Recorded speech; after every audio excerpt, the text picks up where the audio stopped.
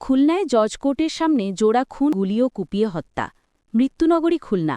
মৃত্যু যেন নিত্যদিনের সঙ্গী, যেখানে রাত হলেই মানুষের মনে নেমে আসে এক অজানা আতঙ্ক। এখন দিনেও যেন মানুষ সেখানে নিরাপদ নয়। আদালত প্রাঙ্গণে জোড়া খুন যেন নাড়িয়ে দিয়েছে সমগ্র খুলনাবাসীকে। খুলনা মহানগর দায়রা জজের সামনে আজ দুপুর 12:30 সময় দুইজনকে কুপিয়ে ও গুলি করে হত্যা করেছে অজ্ঞাতনামা সন্ত্রাসীরা।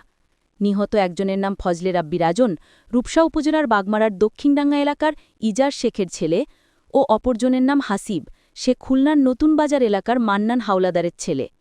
রাজন ও হাসিব আদালতে হাজিরা দিয়ে আদালত থেকে বেরিয়ে রাস্তা দিয়ে হেঁটে যাবার সময় পূর্ব থেকে ওত পেতে থাকা অজ্ঞাতনামা সন্ত্রাসীরা রাজনকে পেছন দিক থেকে চাপাতি দিয়ে কোপ দেয়।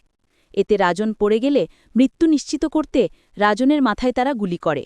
পরে হাসিবকে গুলি করে তারা পালিয়ে যায়। এতে ঘটনাস্থলেই রাজনের মৃত্যু হয়। হাসিবকে উদ্ধার করে খুলনা মেডিকেল কলেজ হাসপাতালে নিলে কর্তব্যরত ডাক্তাররা তাকে মৃত ঘোষণা করেন।